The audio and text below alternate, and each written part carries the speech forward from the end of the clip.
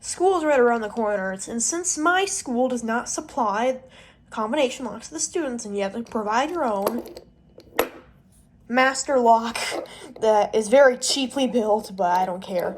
It's the only thing I have. So you have a master lock, as you can see. It says on the back, so where the combination instruction would go. And I'm going to open it up right here on the camera. So I'm just going to do, I'm going to set this right here. And let's see here. So we're just going to open this up. So here we go.